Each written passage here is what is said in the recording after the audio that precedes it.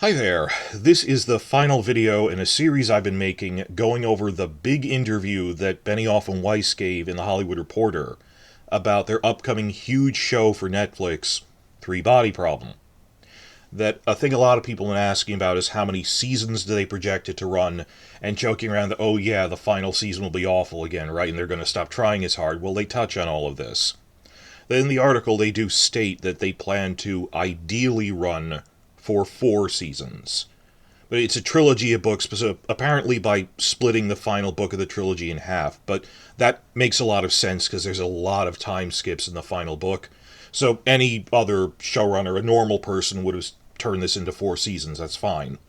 Point is, it isn't a really long series like a 7-season, 10-season Game of Thrones scale thing. The real focus of this video, however, is what Benoiff said in the same paragraph, remarking on how many seasons they're running, their season outline. Benoiff basically admitted, in print, brazenly, that he's going to phone it in and stop really trying hard after a climactic point in the middle of the series. Even in his own words, directly citing the Red Wedding as a parallel from Game of Thrones. Just the utter brazenness of this is so frustrating, because in retrospect, that's the exact same thing he did on Thrones itself. In the early seasons, back in Season 1, Season 2, many interviews, tell me if you remember, he kept saying, there's this big climactic thing coming at the end of Season 3, or he'd even say the Red Wedding. He'd say, I knew if we got to the Red Wedding, then we were set. We will get infinite renewal. And at the time, we thought he meant, as any rational person would, that, oh, then we'll be free to write it the way we want to, as a dense fantasy show, without having to worry about whether a general audience will be able to absorb it all. When they literally meant, we can stop working as hard. One of the things that masks this for a lot of people is the overlapping writing schedule. When one season was airing, they had already written the last one and were gearing up to film it. That Season 2 aired spring of 2012. Season 3 then filmed in late summer to fall. That you see the finale in May, they start filming in late July for the next season. They've already written that, and they say that repeatedly. People go, oh, is this reacting to that, how that character was negatively received last year? And they'd say, no, we already wrote it. That's just the truth. It overlaps. It takes months to write a full 10 episodes. It's not something they dash off. You really thought they wrote this between May and July? When did the writing turn bad? Season 5 was when it was like a switch went off. When they suddenly went off book. And again, they never ran out of source material, never ran out of books. Do you even remember the controversy in Season 5 about the Sansa rape, things like TV Dorne butchering Stannis, things going really off book? Do you not remember that? Were you not listening? Were you just watching the show without going online? Or do you just compartmentalize that? And then you just get a blank face from people when you go, the Sansa rape and stuff. Well, no, the core stuff of the other characters, it just wasn't their turn yet. That it felt like they weren't really trying. And even in the other storylines, it varied a little. But they were phoning it in. It's just not quite as much yet. And they're all equally important. So, people who knew about the books and were offended by Season 5, even a lot of them didn't make the connection that this is the first season they wrote after Season 3. And it's like a switch went off. Though, as others have pointed out, like Preston Jacobs, Red Team Review, other channels have noted, I like the way they phrase it, that there were cracks in Season 4. And even Westeros.org said there were a lot of problems in it. It's because they weren't trying as hard by late 2013 when they were filming Season 4. So like a scene here or a scene there that they tacked in felt like this doesn't make a lot of sense. Like Arya laughing a lot at the bloody gate, or little things. Or the big one is not cutting the Tysha reveal for why Tyrion would kill his own father. That little things didn't make sense, because the 90% of it was written by the time the Red Wedding had aired, when they just stopped trying. But the real point when it feels like a switch went off due to that delayed overlap. So instead we have this meme going around that, oh, well, it only got bad when they ran out of books. What was Season 5 to you? Why do you think Season 5 was bad? Specifically because it was right after they got Infinite Renewal when the Red Wedding turned them into megastars. That's the point of this. When you look at the production timeline, that's when and why this happened. And it's mind-boggling to me that Benoiff was saying this since Season 1, the whole time. There's this big event coming at the end of Season 3, other times he'd say it is the Red Wedding, and we'll get in for Infinite Renewal, and he meant I won't have to work as hard. I don't think he was taunting us, let me make that clear. Like, if he wanted to taunt us, there are other ways to do this, he would have done it more extensive. It wasn't a taunt. Also, that implies this man has plans, and he doesn't. He doesn't think that far ahead. Nor would he be doing it since Season 1. I think it's really a sign of just how oblivious he is. That doesn't make it better. Just the dude bro lolling into the room and lazily going like a lazy high school student. Wow, man, 4-year high school. After the first 3 years, I'm set. I don't have to do anything in the 4th year. In the United States, we call this senioritis. Benoiff felt this way, that I got senioritis, the 4th out of 4 years of high school, I don't need to work really hard. It wasn't the final season phoning it in. He felt that way after finishing what's arguably the first third of the story. Martin always said that it was planned as a trilogy, but even though he expanded it, there's basically 3 acts to it, like a play. And he said the Red Wedding is the end of Act 1 of 3. So, he was like, I can phone it in now, after the first third. Again, because he never really wanted to adapt this as a story he believed in, he saw it as a stepping stone for his movie career. He was never really trying that hard, but it's not taunting us. It's that childish glee mixed with obliviousness. Hey, I'm this lazy dude, bro. Ignorant of his own privilege. This is the exact same thing he said about Game of Thrones. Flippantly saying in advance, oh yeah, there's this big event mid-run after which people will be hooked because I don't need to work as hard. He himself makes the direct comparison to just like the Red Wedding, which is when he stopped trying. This is a man who has made a career out of the sunk cost fallacy, and you see this repeatedly, him going, there's a certain point after which I'm locked in and I don't need to work really hard. The Game of Thrones failed pilot. That he said, you've already spent $10 million on the most expensive pilot in history, you have to rehire me. Or that whole crazy plan he admitted to that he wanted the final season to be a pair of movies, and said, back since Season 3, I'm going to wait until Season 6 to tell HBO that I want this as a pair of movies as a finale, so I have so much leverage, as he calls it, that they need to do whatever I tell them. That he believes there's a certain point where I'm too big to fail, sunk cost fallacy. Thankfully, in that case, HBO told him, you idiot, we physically can't do that. This is a TV channel, that our subscribers would revolt. All you did was waste time, but more than once you've seen him do that, of trying to prey on the sunk cost fallacy. Does it all the time, did it on, you can't fire me after the pilot, you already spent too much money on me. He employed this of after Season 3, I'm too big for HBO to stop renewing the show. Well, been saying that about the Game of Thrones parallels. I've been doing this audio only just with the one quote on the page, but what specifically did he say about Three-Body Problem? Let me direct quote it off here, audio.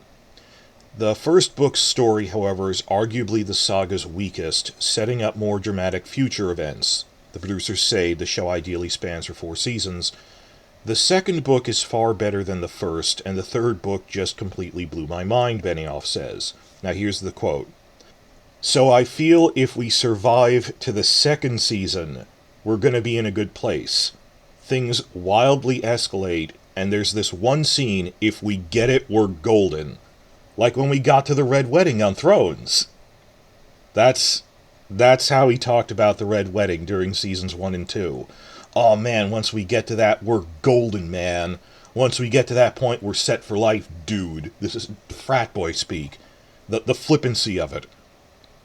Moreover, this is a 4-season show. You just said it's 4 seasons, not 10 or even 7. What are you saying? Once we get to the halfway point we're set, once I get 2 seasons, I'm locked in for the next 2? That's not exactly a lot. Though Netflix does cancel things after 3 seasons these days, but it would be such a flop if they did after right before a final season on such an expensive show. So that's why we're hoping they do it after season 1. I need to give spoilers here. I know people say, oh, don't give spoilers. Just, this is going to be a flop. Do you really intend to watch this? But broadly, I'm not trying to spoil it too much. Book 2 ends with a massive space battle. It is the only space battle.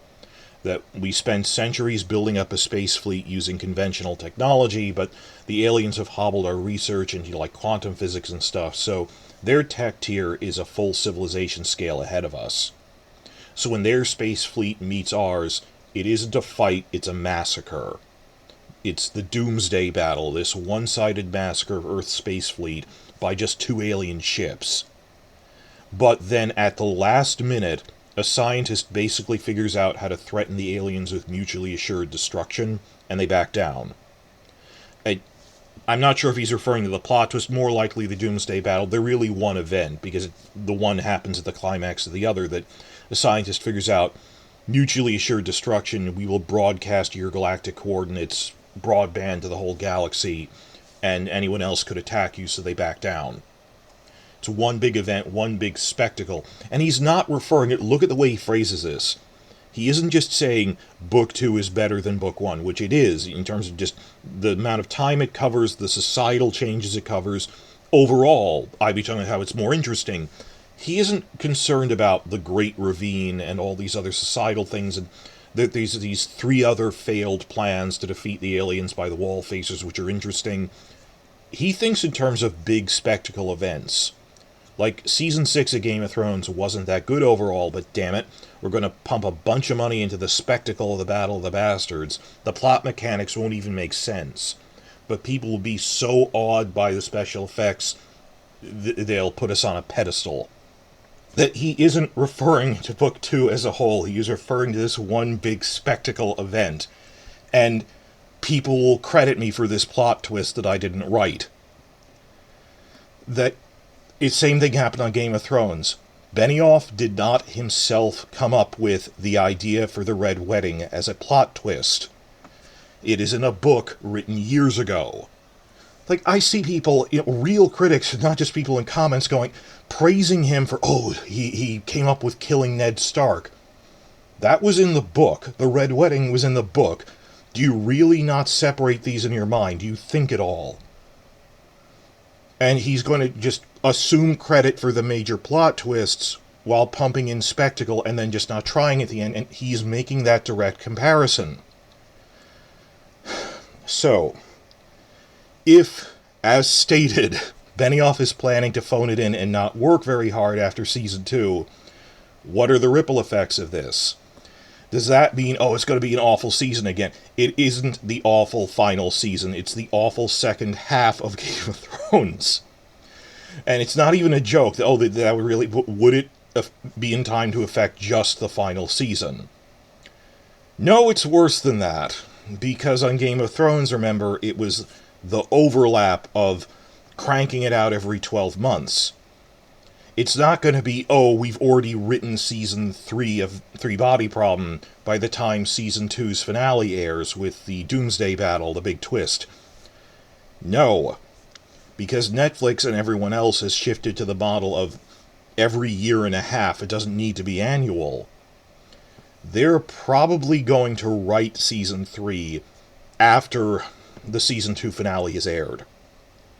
So it's not good. It'll be more obvious. That's why I was talking about this in the first half of the video, where I said, imagine if the writing turned to shit as soon as Season 4 came out of Game of Thrones.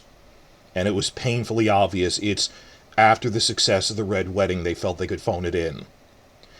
It will be I guess this is good news in its own warped way, that at least it'll be more obvious that as soon as as they've openly said, wow, there's this point after which we're golden, they will stop trying, and you'll see the immediate effects in Season 3, not the 4th and final season. that they are just this is in print. Benoiff himself is making the direct comparison. Oh, it'll be like the Red Wedding. We're golden after that. This is the last video in the series I'm making based off of their big interview about Three Body Problem in The Hollywood Reporter, starting January 9th, and which was tied in with the release of the first full trailer. They did say there will be a second trailer. Weiss said that in a later thing, he said that this was the get everyone's interest trailer. Sometimes trailers do this where it's just a, what is Rings of Power, what is The Witcher, what is Three Body Problem, then the next trailer's the one that actually explains the plot. I never agree with that. Don't just hook people in with the mystery, even if it is a mystery show. Say what the mystery is. Explain the plot more clearly. So their ideas, it's weird looking through reaction videos from people on YouTube to the first full trailer that they didn't know what to make of it. They said, well, this is just to whet everyone's interest. The next trailer's the one that's going to try and explain the plot. We'll see about that, but if they do other interviews and stuff, I will cover that, but who knows what they're going to do in the next 3 months. This is coming pretty soon. But this is the last video in my series on this really large interview they gave. And again, they've been working on this since fall of 2020. October of 2020 they were hired. This is over 3 years. This has been the thing they were hired to do. Where we're not failures, are working on Three Body Problem for Netflix. So it was a very long interview, covered a lot of stupid things. Last video in this current series on that specific one. For me.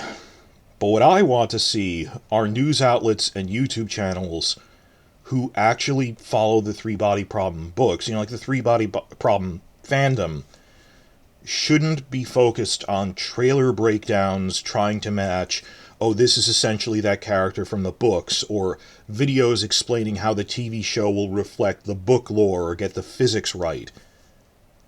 The Three Body Problem fandom should be paying attention to things like producer interviews filled with red flags, with statements that, oh, we're going to stop trying after this one point in season 2, or golden, or warnings that it's from other producers that it's incredibly over budget. Benoiff himself made the Red Wedding comparison this brazenly. That, oh, we're going to hook people in, then stop trying. Why aren't more people focused on analyzing the first and only interview that the showrunners actually gave? The exact same thing happened on Game of Thrones. All the bizarre things they said were public comments. People just didn't take them literally, you know? We took them figuratively, not literally, and news sites and channels could have recognized the warning signs. Even after the book fandom was like season 2, the book fandom was going, what are they doing? And they'd make bizarre comments I'm stunned they made well before season 5, like by 2013. They're just, well, it was in the Blu-ray commentary, it was even in public interviews, it just people didn't want to circulate it. They thought it was easier to circulate the memes and fluff, and oh, that's a funny story, rather than, well, there's this one interview where he said something really bizarre about the pilot failed, and we didn't know what we were doing. All of that was public, and no one scrutinized it. No one in a position to do something about major news outlets that could have really drawn attention to this didn't. We need eternal vigilance, and we need to be the watchmen, because no one else is going to do it for us. Nothing changed. They don't just go away if you stop talking about them because it's upsetting. They are continuing to fail upwards. Not only were there no consequences for what they did to Game of Thrones, they keep getting to ruin other major franchises. The production budget alone on this was $200 million, and they got a $200 million contract at Netflix. The fact that they got it means someone else didn't. Someone talented? How many voices were silenced because of this? What other talented career screenwriters could have made even Three Body Problem instead of them? Netflix assigned it to them.